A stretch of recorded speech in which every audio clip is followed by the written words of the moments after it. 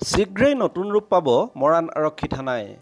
অসম চৰকাৰৰ মৈত্ৰী আঁচনিৰ অধীনত 2 কোটি 15 লাখ টকা পুঁজিৰ ব্যয়েৰে অত্যাধুনিক ৰূপ পাব ঐতিহ্যপূৰ্ণ থানাখনে। এই পুঁজিৰে মৰাণ আৰক্ষী থানাৰ ভৱনৰ উপৰিও জৰাজীৰ্ণ আৱাসগৃহ নতুনকৈ নিৰ্মাণ কৰা হ'ব। এই বিষয়ে জানিবলৈ দিছে অসম চৰকাৰৰ কেবিনেট মন্ত্ৰী তথা টিংখাং সমষ্টিৰ বিধায়ক বিমল বৰাই।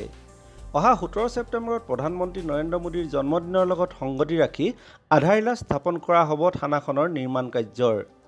শনিবাৰে সন্ধিয়া ডিব্ৰুগড় জিলাৰ আৰক্ষী অধীক্ষক ৰাকেশ ৰেড্ডীৰ উপস্থিতিত মৰাণ আৰক্ষী থানা চৌহদত উপস্থিত হৈ এই নিৰ্মাণ কাৰ্যৰ স্থান পৰিদৰ্শন কৰে কেবিনেট মন্ত্ৰী বিমল বৰাই। মৰাণ আৰক্ষী থানাখন আটকধুনীয়াকৈ নিৰ্মাণ সম্পূৰ্ণ হ'লে মৰাণ নগৰখনৰো সৌষ্ঠৱ বৃদ্ধি হ'ব বুলি আশা ব্যক্ত কৰে মন্ত্ৰীগৰাকীয়ে। মৰাণ থানাৰ এক ঐতিহ্যপূৰ্ণ ইতিহাস আছে আৰু ব্যৱসায়িকভাৱে মৰাণ চহৰখন যথেষ্ট ব্যস্ত, কিন্তু দীৰ্ঘদিনৰ পৰা আমাৰ মৰাণ থানাৰ যি কাৰ্যালয় কক্ষই হওক বা অন্যান্য আৱাসিক এলেকাসমূহ যথেষ্ট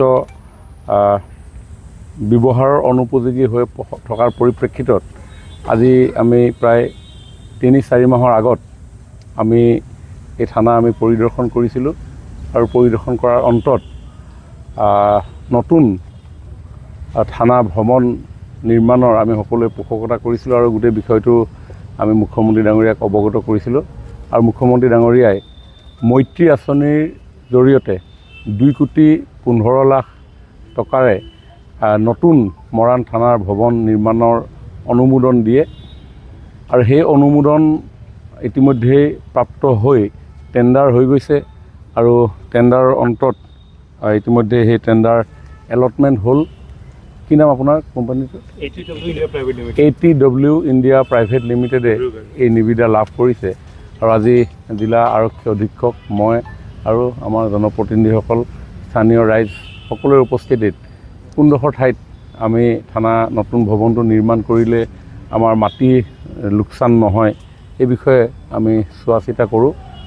আৰু অন্যহাতে আজি কিছুদিনৰ পূৰ্বে টিংখাং সমষ্টিৰ যি ৰিভিউ মিটিং হৈছিলে CM ছেক্ৰেটেৰিয়েটত, তাতে মৰাণ থানাৰ আৰু শক্তিশালীকৰণৰ বাবে মুখ্যমন্ত্ৰী ডাঙৰীয়াক অৱগত কৰিছিলোঁ আৰু মুখ্যমন্ত্ৰী ডাঙৰীয়াই উক্ত সভাতে নিৰ্দেশ দিছিলে অতি সোনকালে এটা প্ৰাক্কলন প্ৰস্তুত কৰিবৰ কাৰণে, যাতে আমাৰ ইয়াতে মৰাণ থানাত থকা যিসকল আৰক্ষী তেওঁলোকৰ আৱাসগৃহ আৰু যথেষ্ট ইয়াতে ল'লেণ্ড, ইয়াতে বাৰিষা বতৰত থানাখন প্ৰায় ডুব যোৱাৰ উপক্ৰম ঘটে।